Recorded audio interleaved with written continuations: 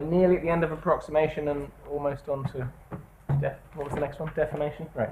I think this still looks like approximation, probably. Great. So it's a real pleasure to have with us Alex Lubotzky, who will be talking to us about local testability in group theory. Part one. Thank you very much. Pleasure to be here. I want to present some kind of a work in progress with Oren Becker, who is my student, but greatly is becoming my mentor on this project. And this my interest in this type of, I'll try to explain what we are talking about. I was very fascinated by a theorem of Gulnara is here, right? Hi. And Ponesco from, which just appeared like 2 years ago, which basically says that almost,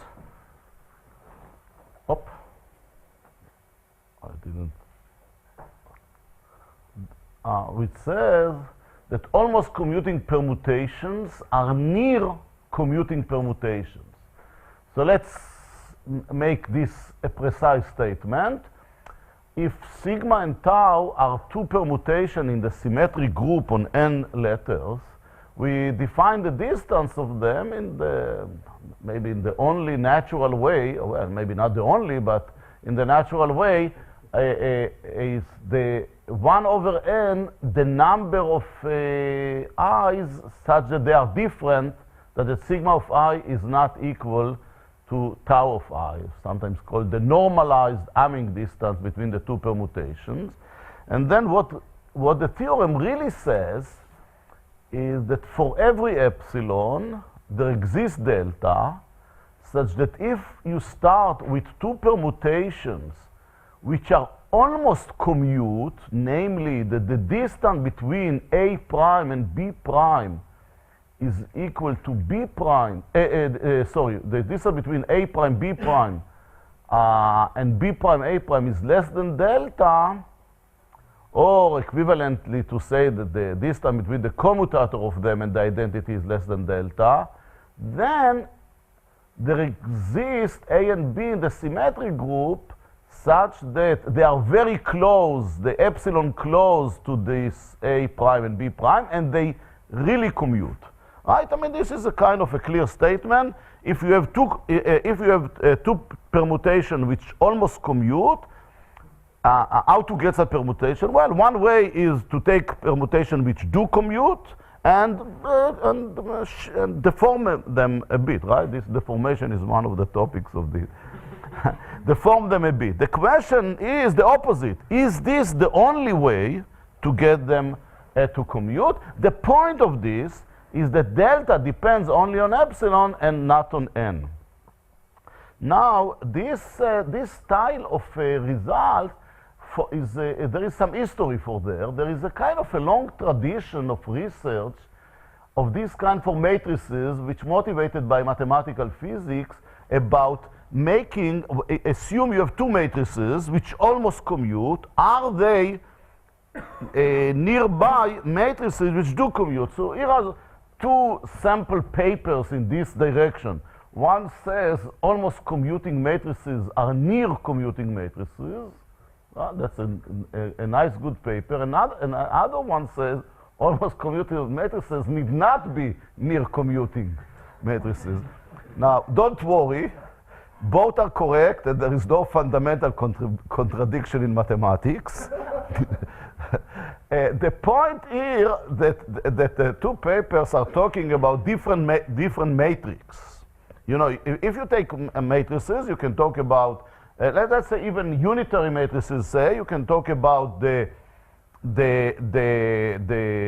Hilbert-Schmidt norm, you can talk about operator norm, you can talk about L2 norm. There are several natural matrix to talk about. And indeed, all what I'm going to say today, well, if there are young people, then it's kind of suggestive to study, and some people already started to study, these type of problems also for matrices. But today I will concentrate only on the issue of permutations. So this type of question for permutations. And so let's go back to the permutation. Another way to think about their theorem is the following, and that's actually, when I saw the theorem, that's the way I thought about it, and I kind of still thinking about it in the terms of property testing from computer science, that I want to, it's an opportunity to say few words about that, because property testing is one of the, maybe the deepest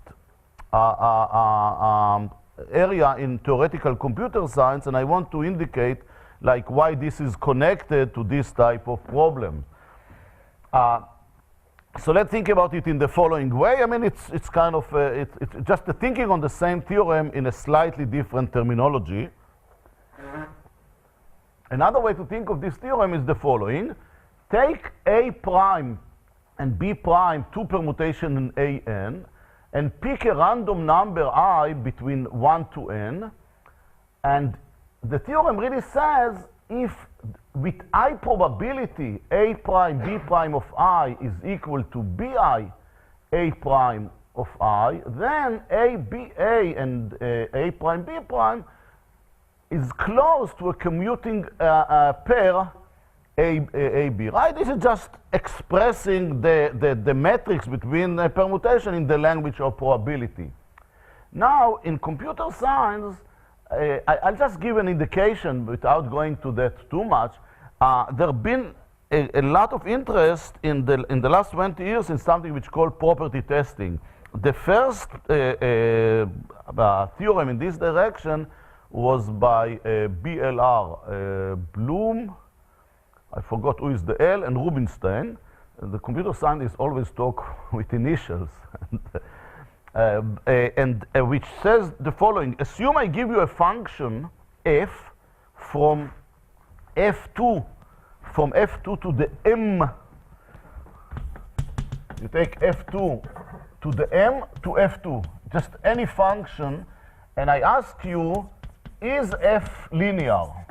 But I allow you to look only on a very few entries. Let's say that it's very expensive to check if f is to check f on a given vector, and you want to decide whether it's linear by looking only at a few items, and then to decide if linear. Of course, this is impossible, right?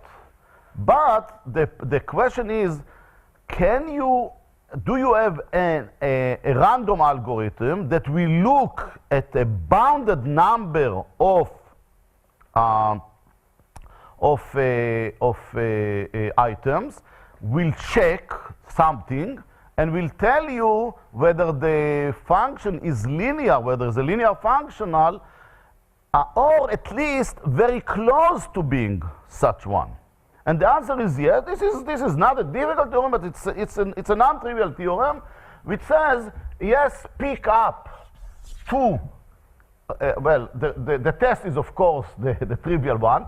Pick up two vectors and check whether f of x plus y is equal to fx plus fy, and do it like k times. So if you want that the distance from a linear will be less than something, then you can assure this by k, which is fixed independent on n.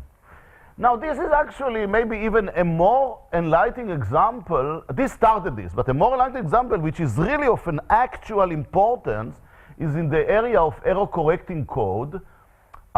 So look at the following question. Given alpha in f to the n large, and p a subset of f to the n. Now, if you want to relate this to this example, so in this case, n is 2 to the m, right? The number of functions from f2 to the m to f2 is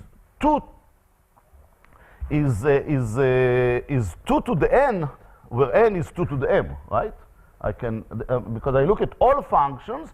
Among them, I have a very small subset, those which are linear. This is a subspace of dimension m, and I want to check whether a given vector is in that subspace or very close to that. So in general, you can ask the following question: given a subset P property, decide if alpha is in P or at least close to it by looking only at Q, a bounded number independent of n bits of this vector. So I want to think of this question about permutation that I allow you to look only on a bounded number of items, bounded number of i's between 1 to n, and to decide are you close to a commuting matrices. So the most important kind of practical example, there is a beautiful open problem in this area, is about error correcting codes. You know, error correcting codes is basically a subspace of dimension k of f2 to the n, and you want somehow the k are the legitimate code words, and you are getting a vector, and the error correcting codes is a kind of a procedure, an algorithm to correct it, to get it to the right code. But you see, but sometimes n is very large. You know, when Shannon started that, you know, when n go to infinity, the engineers were laughing at the mathematician, because who cares about n going to infinity when n was at that time like 128? But nowadays, it's really practical problem. They are talking about n like 200,000. 200,000 is much closer to infinity. And the question is the following. I mean, you get a vector, but now there is no point. It will take time to correct it if it's really corrupted. So you want to check very quickly by looking at only 50 bits out of the 200,000, and to decide, are you close enough to the code such that, and then you will apply that. If not, you should ask the sender to send you again. So this is a very practical, it's a practical problem, also theoretical important, but it's still an open problem, by the way. It's maybe the most famous open problem in kind of modern error correcting codes is the question, are there good error correcting codes which are locally testable, namely in this sense? And good is not just, good is as a meaning of being that the rate of is linear and the distance is linear when n goes to infinity. Anyway, and this type of arguments led to the PCP theorem, the probabilistically checkable proof, which is, at least in my mind, it's probably the deepest theorem in theoretical computer science, which basically tells you that, okay, I don't want to say because it's too long, and the way the computer scientists, usually if you go to a computer science talk, they want to impress mathematician, and they will tell you, if you prove the Riemann hypothesis, I will tell you how to write a formal proof of it. Send me this by email. I will look at 3 bits of it, and I will tell you if the proof is correct. Now, it sounds so rubbish that I heard it. It's a very popular subject in Israel, so I heard it many times, and I never listened to them till I saw this paper, and then I started. And so it's a deep theorem, but they try to oversell it. Anyway, so the computer science terminology say we can express the theorem about permutation that we just saw. We can express it, the question whether A prime and B prime commute is locally testable. This is the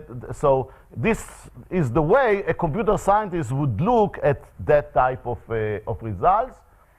But this question can be asked in a much more general context, even within group theory. And that's what I want to talk about today. So let's talk about a more general situation. Let F equal Fd be the free group on D generators, and let R1 up to Rk be some words in the free group. And then we can talk about a system of equation. Another equation, instead of the commutator equation, we can talk about a system of equation Ri of x1 up to xd, k equation in d variables. And we look at a1 up to ad in d permutations. And a solution means that Ri of a1 up to ad is equal to identity. An almost solution, a delta solution, means that the distance between Ri of a1 up to ad to the identity is less than delta. Okay, so we can talk about this. Just instead of one equation, we have now k equations, right? I mean, it's just a formal writing of the same thing. And we say that the system is testable, or locally testable, if for every epsilon there exists delta such that if a1 up to ad prime is a delta solution, then there exists an exact solution, which is very close, which is this distance between ai and ai prime is less than epsilon. And the whole point of this is that the relation between epsilon and delta is independent of n.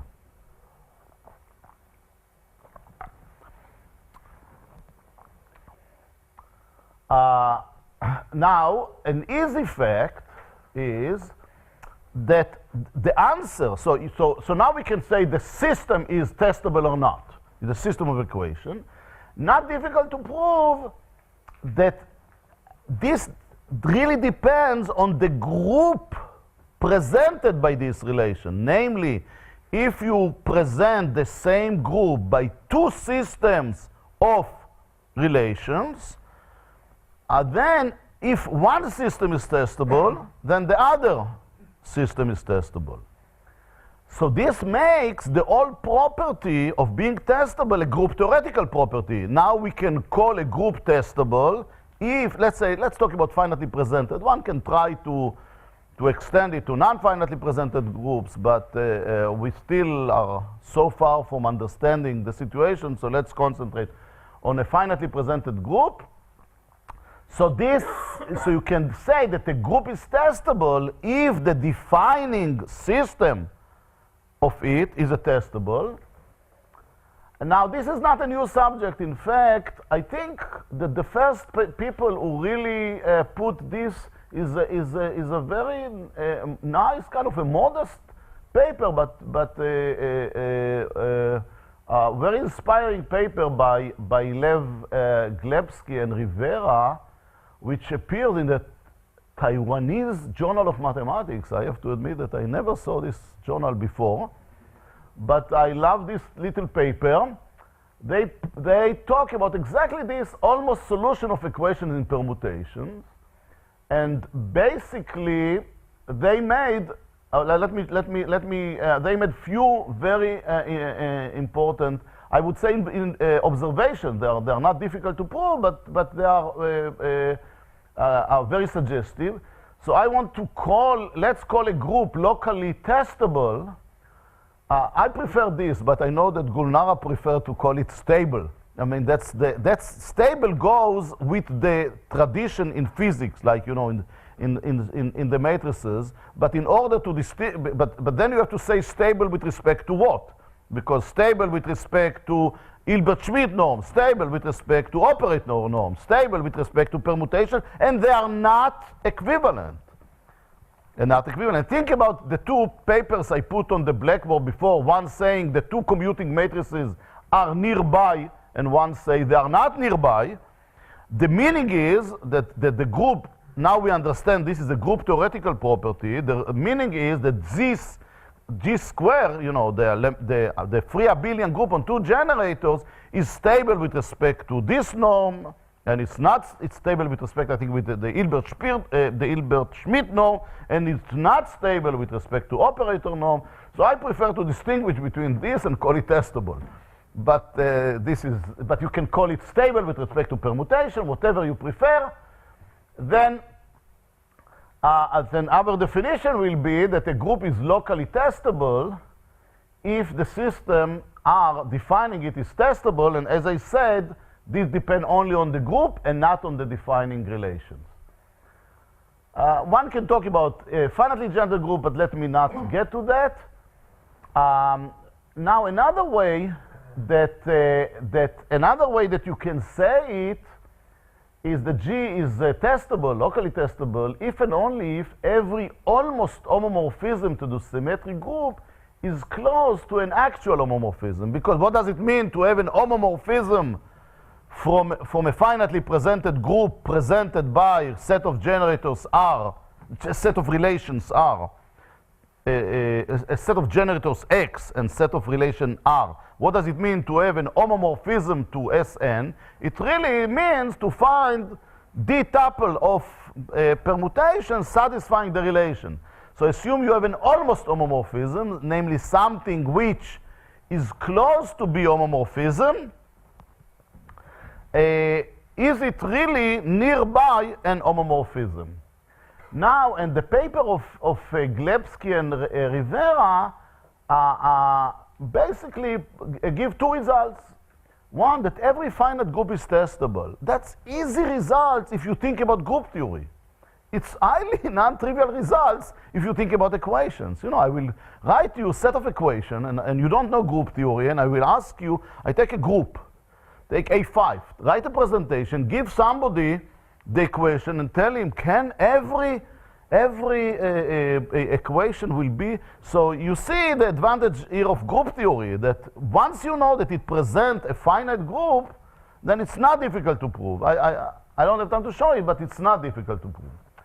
But even maybe more interesting for us and for this audience is a second observation, which is also not difficult, but extremely important for us. And this is that every sofic group which is testable must be residually finite. Okay, don't hold your breath, because what you might think, wonderful, we have a method here to prove that there exist non-sofic groups, right? We all know the big open problem, are there non-sofic groups? And which is, so I should be honest here. I mean, I'm not saying that there is no chance to use this, but you see, you will see in a minute that sofic means that you have a lot of almost homomorphism. Namely, you have a lot of challenges that you have to solve. Testable means that every challenge can be solved. But it's possible that a group, so in principle, it's possible that a group is testable because there is no challenge. Namely, it's not sofic, or it's not equivalent, but there are no challenges, and it's testable in a kind of an empty way. Now, as of now, though, even this I would put with, I don't know, maybe next year. There will be a little bit more to say about that. But I'm not claiming that this is the major problem that we have to solve by this. That. What I want to convince you that is a very interesting, the question of testability is a very interesting, even for sofic groups, as we'll see in a minute, and even more so in the next talk by Oren. So let me explain anyway a little bit more about that. So let's take one of the definition of sofic. There are very a lot of definition, equivalent definition. Let Fd be the free group with bases S equal T1 up to Td, and N a normal subgroup of Fd, and G equal Fd over N. So I will use the definition of sofic, which will be maybe the most convenient one for the next talk for Oren. It will be more in this slide. Those who other can really think about it just simply that the group is sofic if it has if it has just residually finite, means that you have representation to the symmetric group which cuts the group, right? Which distinguish between all the elements of the group. So a sofic really means that you have almost representations which cut the group. So in particular, every residually finite group is sofic. But also we know that amenable groups are sofic, and the reason is, let's think about it for a second. You take a set, a finite set, you have a set of generators, you take a finite set in an amenable group so that the boundary is small. So you say, okay, ignore for a minute the boundary, but I have the generators act as a permutation within the group. So 99% of the elements of this set, I know what to do with the permutation. And now just complete it on the other 1%. Just do whatever you want. This will give you an almost representation of your group on that set. And therefore, an amenable group is sofic. Another definition is this one, that a group is sofic if it can be approximated by a sequence of finite graphs, each one as an action of the free group on it. You kind of, if you have an action of fd on it, you denote the xn, you denote the edges by the generators, and you think of it as a directed graph, so you denote them by the ti and their inverses. And what you want is that if you are in n, if you are in the kernel, right, the group is the group is G fd over n. If you are in n, then almost always, for most elements in Xn, W, when act on them, take them back to X. Namely, it acts like the identity, right? Elements in N acts like almost the identity. On the other hand, if you are outside N, then you almost never act like the identity. And this is equivalent to that, but maybe it's better. I mean, Oren will say more on that, but maybe it's better to think about this almost representation. But what you see from here, you see, and maybe even better from what I said than what I wrote, is that if a sofic group is testable, what does it mean? It means that every almost representation can be corrected little bit by small deformation to be an actual representation, right? Which means that if a group is testable and sofic means that you have a lot of challenges. If it's sofic and testable, then it must be residually finite, because you have almost representation. Each one of them, they separate the points. Each one of them can be corrected to be an actual representation, and therefore the group must be residually finite. So testable group must be, if they are sofic, so let's remember, testable group must be residually finite if they are sofic. So we don't know that. Okay. Okay, so actually what I said, it seems that I also wrote. If gamma is a sofic group, then there are many delta solutions, so there are many challenges associated with it. And if they are close to a solution, the group must be residually finite. But in principle, non-sofic, if it exists, can be testable in an empty way. If there are no challenges, there are no delta solutions, and no exact solutions, right? That's, in principle, this is possible. Okay. So now, well, we already said that we saw this theorem of Gulnara and Ponescu, which said that finitely generated, well, I expressed it for Z2, but they really proved more. They proved that every finitely generated abelian group is testable. And their paper was very inspiring because they really suggested many questions and some suggestion for conjecture, and kind of to study this. So really what we are talking now about, and that's what Oren and I decided to work on, is kind of to develop what they started and to say, well, let's try to understand when a group is testable. You see, so a group is testable if and only if the set of equation is testable. So this sounds like Galois theory, right? A polynomial is solvable if and only if the group is solvable. But the problem here, but this is the only similarity, because in Galois theory you say this statement, but to check if a group is solvable is very easy. But here to check if group is testable is extremely difficult, or at least that's what looks low. And what I want to communicate for you is more or less the journey that we have done in the last 2 years or so, working on this, what we can do and what we cannot do. And I have to say that we are a little bit in a kind of a mess, that we don't know our way, because we had some conjectures what should be, and most of them were failed. Now, we made some progress improving positive and negative results, but somehow they were not like our initial expectations. So let me share with you what we know.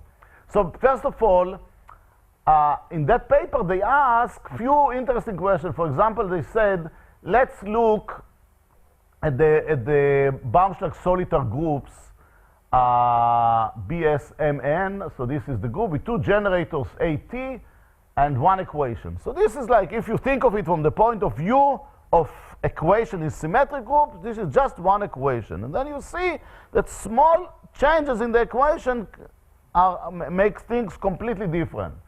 So all these groups are sofic, that's known, they are residually amenable, and therefore they are sofic.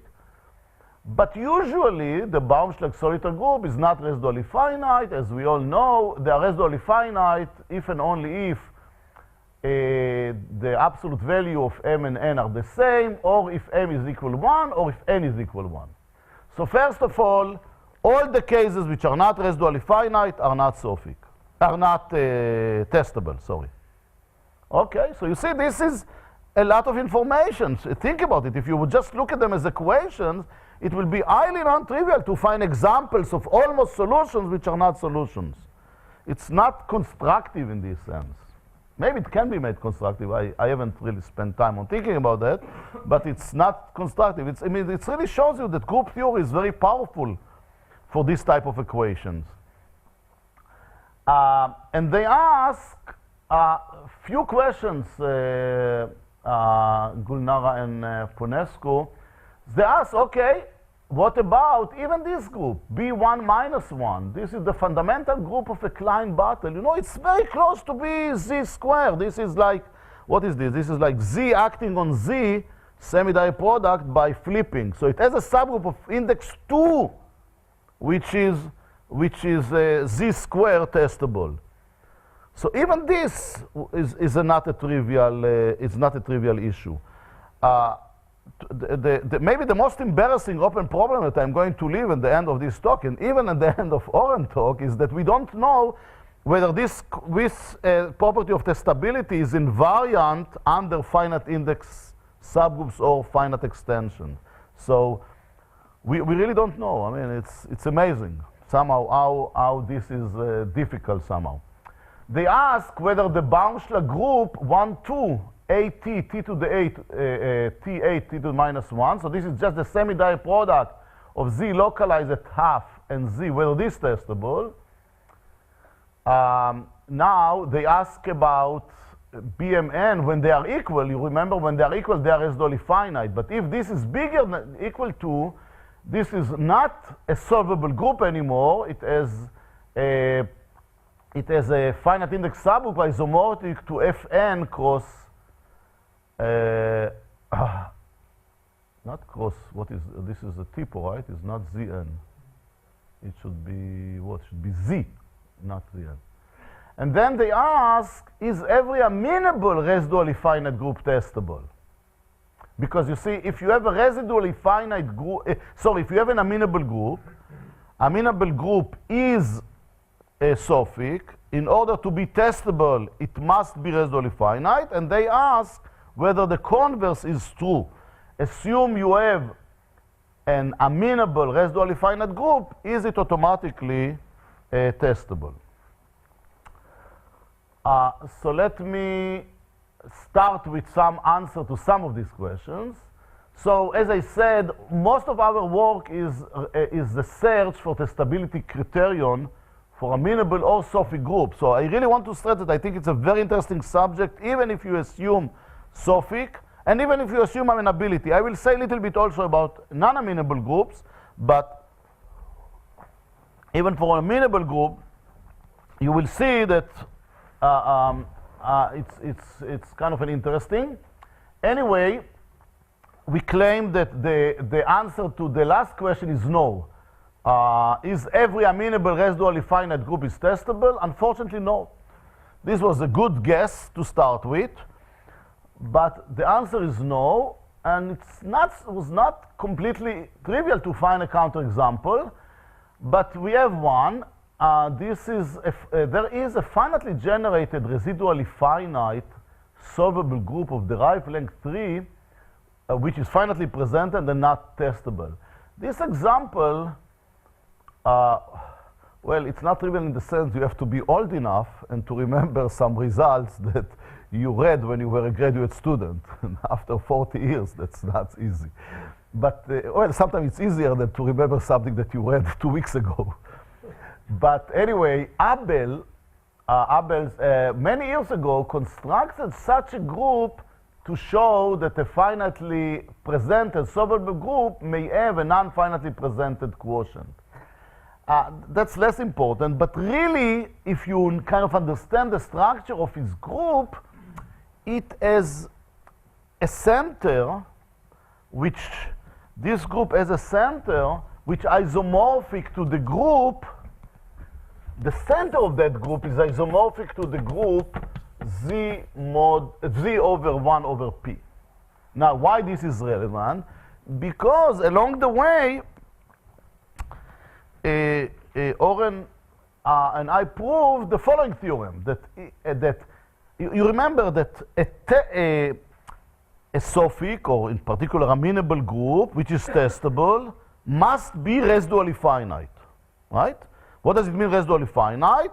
Mean that the trivial subgroup is intersection of finite index subgroup. We need really more than that as a necessary condition to be testable. Here is a theorem. A finitely generated normal subgroup of an amenable testable group must be closed in the profinite topology. Or equivalently, G mod n must be residually finite. So not only... Sorry, is n only finitely generated as a normal subgroup, or is it finitely generated as a subgroup? No, finitely generated as a subgroup.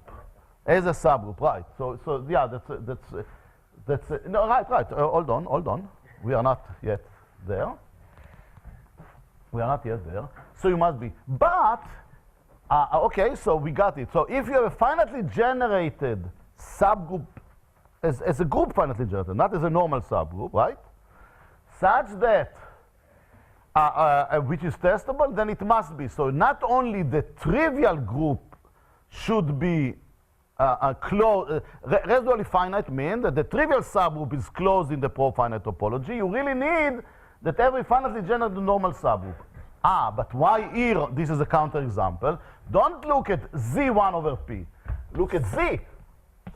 Z inside Z1 over P. This is also in the center. This is a finite. Every subgroup of the center is normal subgroup. So you have now a subgroup of the center, which is finitely generated, but it's not closed in the profinite topology. Because if it would be closed in the profinite topology, then Z would be closed in the profinite topology of Z1 over P.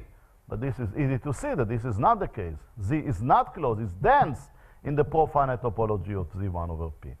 So this example of Abel show that this theorem shows that the example of Abel is not testable. And therefore, on the other hand, it is residually finite. It's even linear group.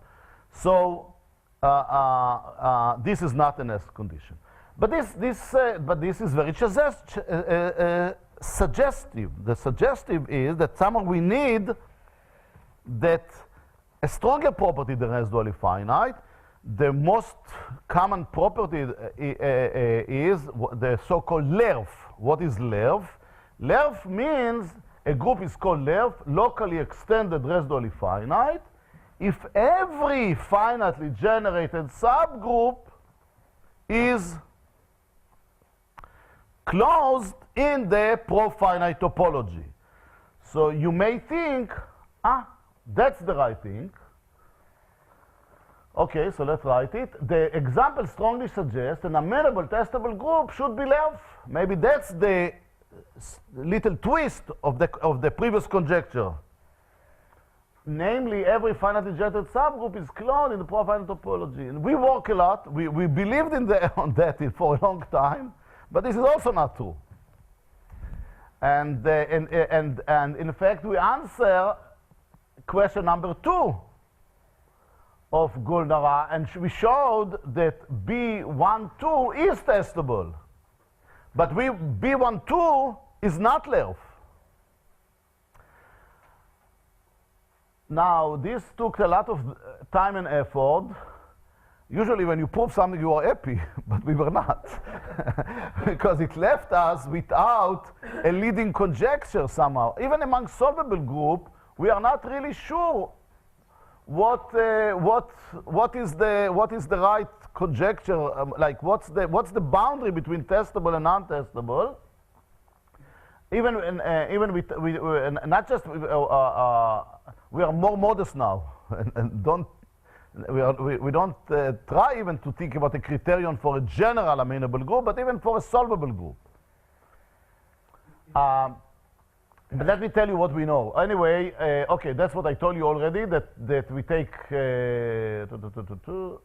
okay, so this one, again, this group contains the same group that I talk about. Well, it's equal, and you can see here that you are not LERF, because a subgroup of a LERF is LERF, and the group Z, 1 over P, is not LERF. So this group is not LERF, and still it is testable.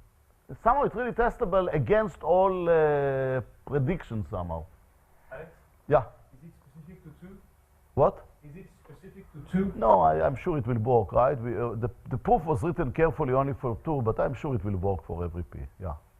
They asked for 2, so meanwhile we wrote for 2, but yeah, no, that will work for every. Okay. It's once you do BS12, then to do B1 minus 1 is not so is much, it's easier, but and this also testable. So this answers another question. Here is something a more general that we know. Well, not more general because it's not generalization. Here is a general, slightly general results. You know, after we try to decide about every example, let me explain maybe why. You will see it in the talk of Oren, but let me really give you already now an hint why every example is very difficult. Because even if you take amenable, somehow, you really have to, the residual, you have to kind of solve, you have to understand not only the Cayley graph of the group, but basically the Schreier graph of the group G mod H for every finitely generated subgroup H. And you have to somehow show a kind of a uniform amenability or testability kind of for all of them together. I mean, we'll see that in more details. So every example really needs quite a work, and it's not so easy to formulate. That's exactly what we are trying to get a more and more. Anyway, we strongly okay. So we can, as of now, we can prove that every nilpotent group of class 2, in particular the discrete Heisenberg group, we work for a long time of the discrete Heisenberg group, and then Oren came to me once said, you know what? Let's talk about all nilpotent group of class 2. It will be easier than just concentrating on this, and he saw how to do it in the general.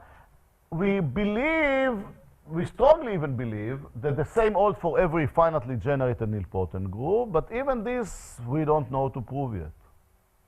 But maybe we are close to that. We wonder about polycyclic group. We kind of tend to believe that they are also testable, but we are not sure. In fact, there is something which maybe not such a popular subject anymore, but used to be within the solvable group, which is called constructible solvable group. This is kind of iterating a chaining H and N extension. I don't want to talk about it, but somehow the BS12 give you a feeling that maybe one can go farther than polycyclic.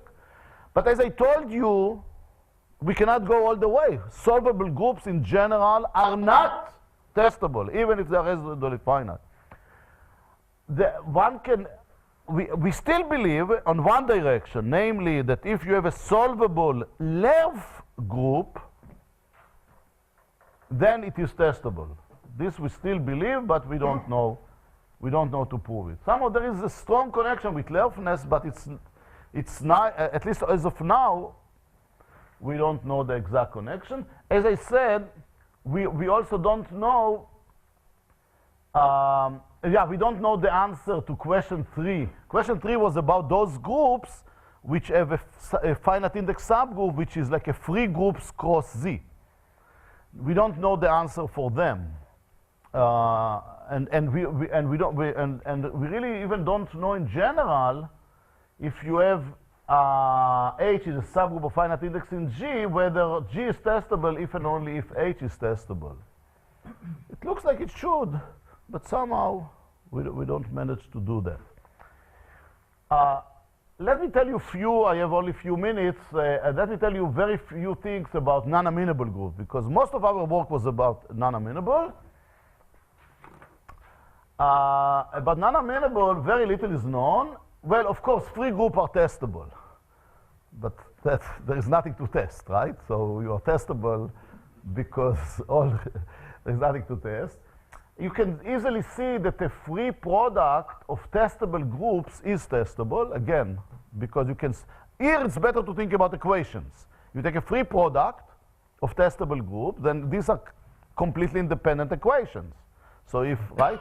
Think about equation, right? If you can deform this generator, deform this, and there is no connection between them, then there is no problem. So free product testable group is testable. So for example, a free product of two finite groups is a virtually free group, so it's compatible with the feeling that virtually free that this is independent. But so for example, let me show you how ignorant we are. Look at the group PSL2Z. The group PSL2Z is a free product of the cyclic group of order 2 and cyclic group of order 3, right? And they are testable. Therefore, testable. But SL2Z, we don't know. SL2Z, right, is a free product of element of order 4, element of order 6. But you connect between them by saying that x squared is equal y cubed.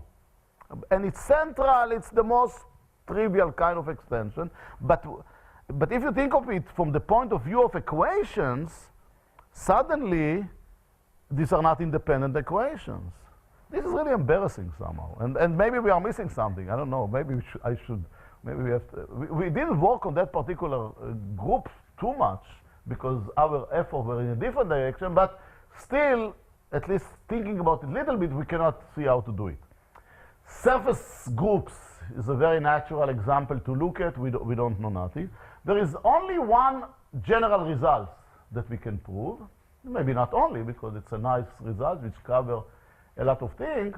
And I will end with this. That a sofic group with property T is not testable.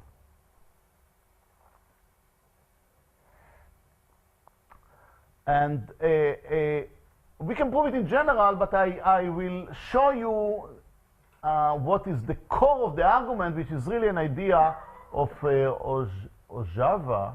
Do I say correctly the name? What? Ojava. Let's look at the case of SL3Z. And look at the following. Let's take gamma equal SL3Z. SL3Z is mapped onto SL3P for every prime, and the group SL3P acts two transitively on the one-dimensional spaces of Fp cube, right? You act on the projective line, and you act two transitively on the one-dimensional subspace.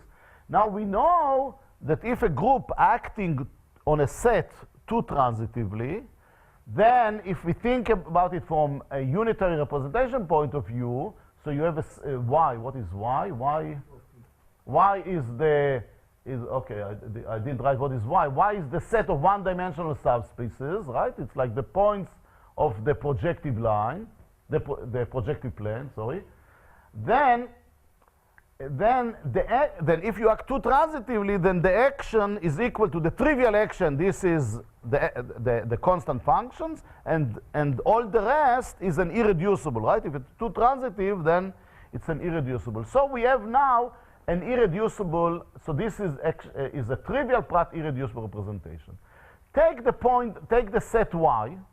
So again, this is the one-dimensional subspaces as a set. Just drop a point out of it, and then think about your group acting on the smaller set.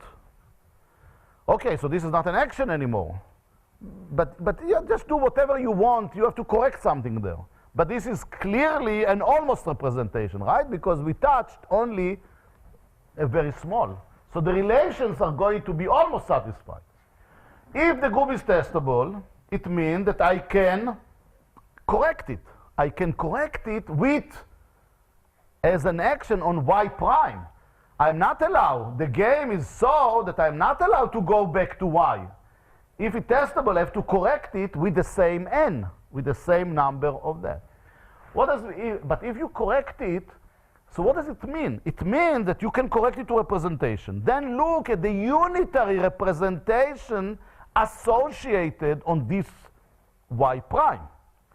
The unitary representation will not be reducible anymore. Maybe it is, maybe it's not. But you see, as a representation theory, it's going to be very close to the original representation. Because what I did very small changes. Now, if you are familiar with the Fell topology, the topology which define property T. What is property T? Property T means that the trivial representation of the group is bounded away from all the other representations. But it's a nice little property that all finite dimensional representation of a group with property T are bounded away from each other and bounded away from the rest. Every finite dimensional. So all the irreducible representation of the group are not close to each other. There is kind of a minimum distance between them. So I cannot approximate the original representation rho by representations of a lower dimension.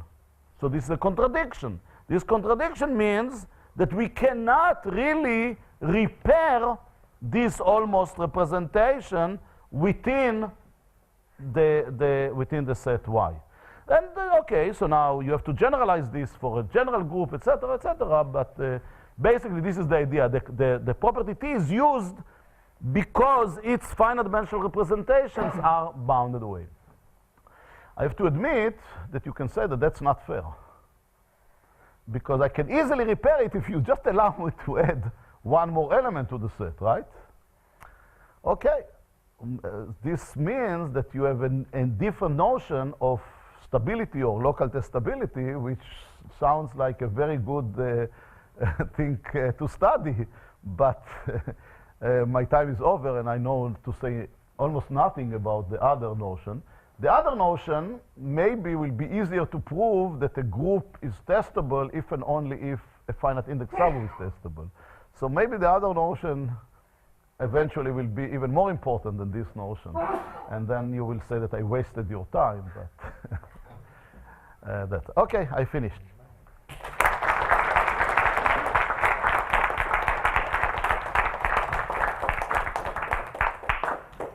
Questions?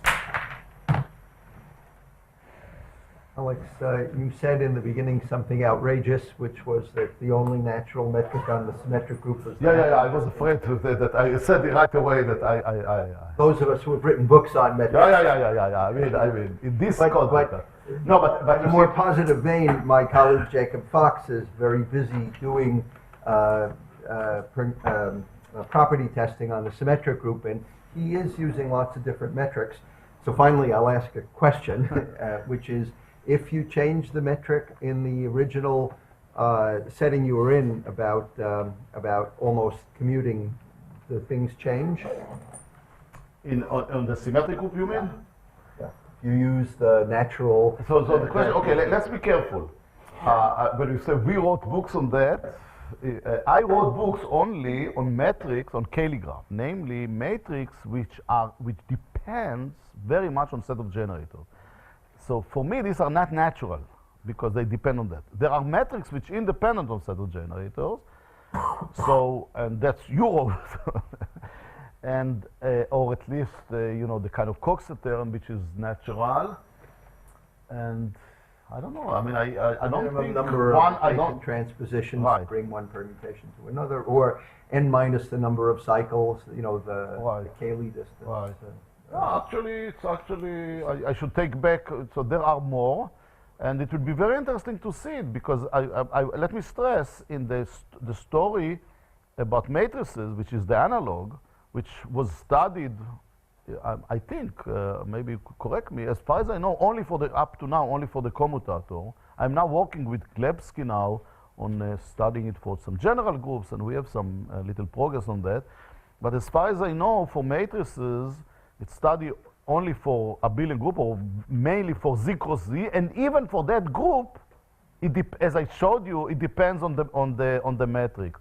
So actually, it will be very interesting to understand even for that if it depends. But it's not easy. I mean, even the example of Z cross Z for matrices for this is a non-trivial result. Any other questions? Just at the end, you were referring to this extended notion. Sorry, you were talking about it. Sorry, it wasn't on the board. No, it was not on board. I was just talking because I felt I should say that because you see, we were cheating here, right?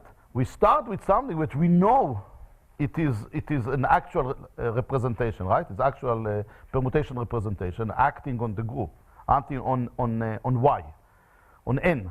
We change it to N minus 1. It's only because we set the rules that the change must be within the same Sn minus 1 that we cannot repair it. But if we will allow you a little bit extra... My question was, how much room would you allow if you wanted to extend the notion so you could... So it's a question of definition, but it looks natural that you would allow kind of an epsilon prime extension, right? Or something like that. You can... I mean, okay, sorry, if you allow only epsilon prime, then I'm not sure that it's true anymore that you can, the finite index, and that is the same. I'm not sure. I mean, we haven't really thought about it too seriously, but we had kind of a bad conscience that the proof on one end is solving the problem, on the other end, maybe it's suggesting that this is not the right problem. But I should keep it secret after Oren will get a good job, and then... So just about this proof, you can change to property tau. You can add, instead of property t, you can put property tau. Hold on. Yes.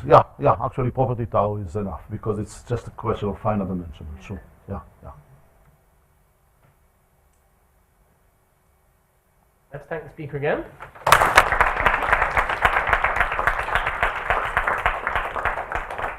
Next talk is due to start in 1 minute.